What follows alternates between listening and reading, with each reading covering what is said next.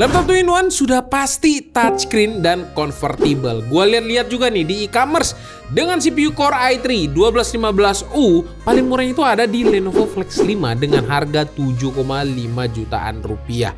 Lah, laptop ini datang dengan rusuh dan bawa konsep sama dengan harga yang lumayan jauh berbeda, yaitu 6 jutaan.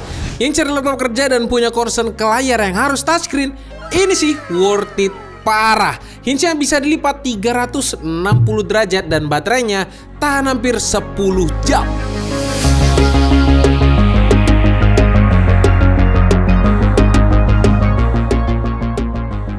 Ini adalah Advan 360 Stylus Pro. Desainnya itu simple dan gak neko-neko. Yang spesial adalah hinge-nya itu bisa diputar 360 derajat. Jadi kita bisa pakai dia sebagai laptop pada umumnya atau diubah jadi tablet buat nonton film atau gambar-gambar gitu kan kayak di depan kalian sekarang. Dan asiknya lagi buat para komikus atau ilustrator nggak perlu lagi beli stylus karena Advan sudah kasih di paket penjualannya langsung. Ukurannya pas banget buat dibawa-bawa dengan ukuran 32 x 22,9 cm dan gak terlalu berat juga di sekitar 1,5 kg dengan ketebalan gak sampai 2 cm. Jadi mau ditaruh di tas atau di tenteng itu tuh masih ringan. Tombol powernya juga ditempatkan di samping biar gampang dijangkau pas lagi ubah-ubah mode laptopnya. FYI, masih ada beberapa laptop terkenal juga tombolnya itu masih sejajar dengan keyboardnya. Jadi susah diakses kalau pakai mode 10 atau mode tablet kayak sekarang. Keyboardnya juga nyaman buat ngetik-ngetik, touchpadnya juga cukup luas dan sudah ada backlit-nya juga. Ini bisa pakai backlit. Kok yang Workflow Lite-nya itu nggak bisa ya? Tapi punya harga yang murah harus ada yang dikompromikan juga dengan ini laptop. Salah satu contohnya di bagian layarnya. Di segmen segini kalian tuh akan dapat layar IPS bagus dengan rasio 16:10 yang luas, tepatnya 1920 x 1200.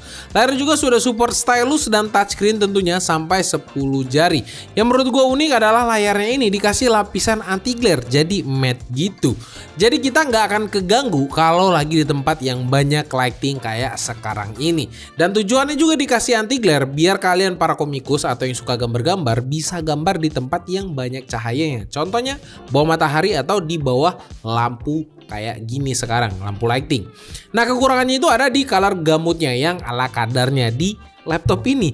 Color gamutnya 65,7% untuk sRGB-nya, 48,9% Adobe RGB, 48,6% DCI P3 dan 34,9% Rec 2020 dengan tingkat kecerahan maksimalnya atau brightness-nya itu di 360 nits. Cukup oke lah untuk brightness-nya. Cuma color gambutnya ya nggak bisa dipakai untuk profesional aja. Sebenarnya sih susah juga untuk komplain soal layar di laptop ini karena kekurangan pada layarnya ini dibantai sama harganya yang murah banget. Soal audio, nothing spesial di sini. Laptopnya ini punya dua downfiring speaker yang suaranya itu lumayan kenceng tapi kering dan flat banget. Saran gue sih turunin aja volumenya sampai di dekat 50-60%-an gitu biar suaranya nggak terlalu cempreng dan masih bisa dinikmatin oleh kalian.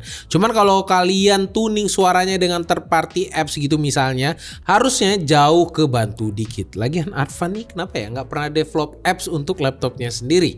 Dengan harga yang murah, laptop ini menggunakan resolusi 1080p kayak laptop Advan Workflow Lite-nya. Ini kamera ini nggak pinter, jadi kalian perhatikan ruangan kalian. Jangan sampai gambar kalian jadi siluet. Untuk kualitas mikrofonnya sendiri ya menurut gua standar aja buat kerja, nothing spesial juga. Yang keren sih sebenarnya ada di kameranya yang menggunakan elektronik kamera shutter yang bisa kalian aktifkan dengan menggeser switch di samping kanan laptop ini. Dan yang beda dari lainnya, mikrofonnya juga ikut mati jadi privasi kalian lebih aman lagi. Soal port, Advan di sini nggak pelit sama sekali. Di kiri kalian akan mendapatkan satu USB-C, tapi hanya untuk charging only. Dan ada lagi USB 3.2 Gen 1 Type-C full function, satu USB 3.2 Gen 1 Type-A, satu HDMI 1.4. Dan di sebelah kanannya ada Kensington lock, audio combo jack 3,5 mm, Ethernet port, USB 3.2 Gen 1 Type-A, USB 3.2 Gen 1 Type-C dan satu slot SD card. Yang agak gue sayangkan di sini salah satu satu Type-C-nya itu cuman bisa charging aja. Padahal kalau dibikin full function juga jadi tambah cakep banget ini laptop. Soal konektivitas wirelessnya, Advan sudah mempercayakan ke Intel AC Wi-Fi 9560 160Hz atau Wi-Fi 5 dan Bluetooth 5.1.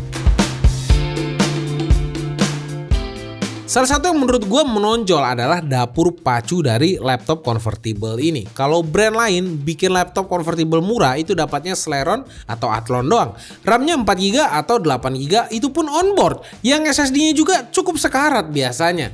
Demi membawa local pride, Advan itu nggak mau kayak yang gue sebutkan tadi. CPU-nya dikasih yang nggak tanggung-tanggung Intel Core i3 1215U untuk di harga yang murah.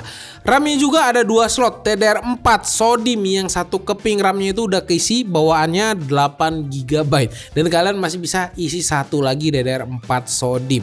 SSD-nya emang kecil 256GB dari WordPosit dengan kecepatan ya masih sosok aja 3000-an MB per second.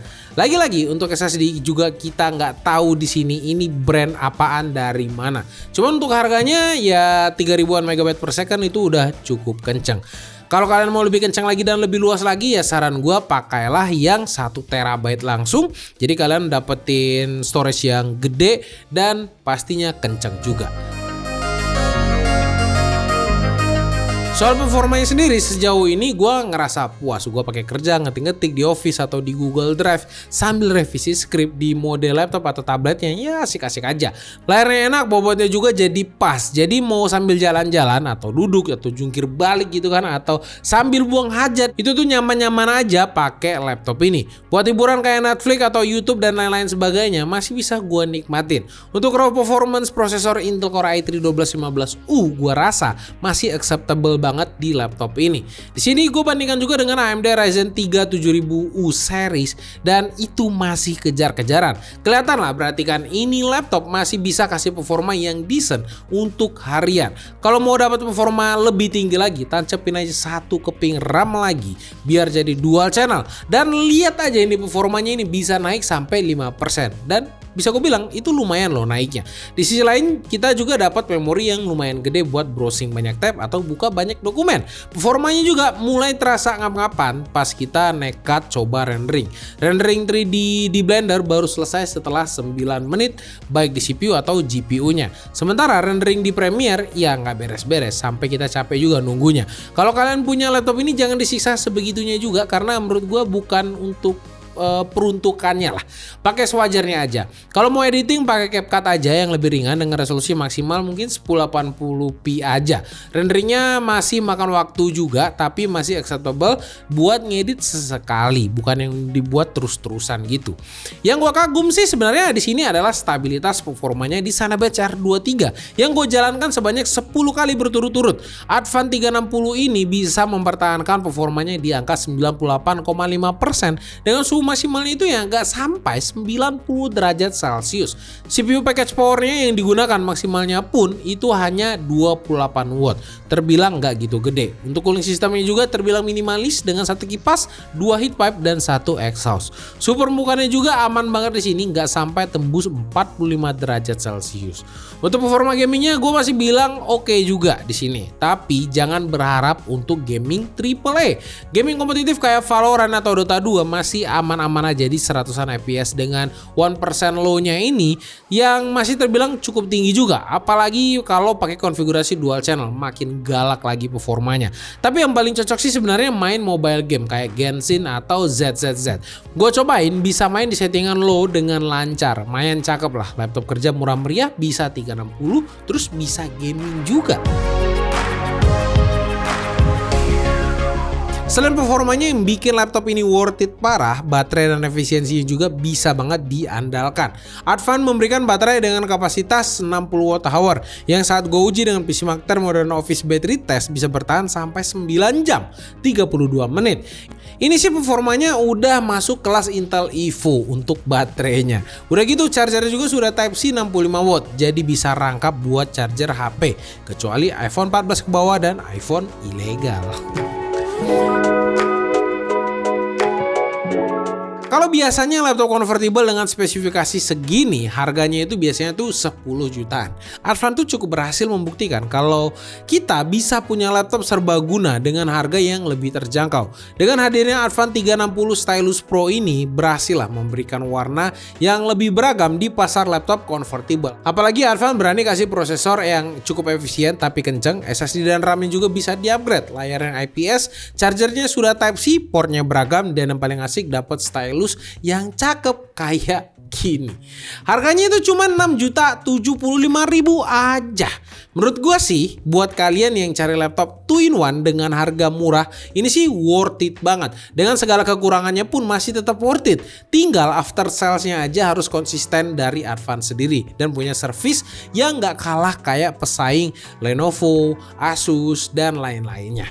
Oke, segitu aja video kali ini. Sampai jumpa di video selanjutnya. Komen aja, kasih pendapat kalian tentang laptop ini. Gue Rodi. Bye-bye guys.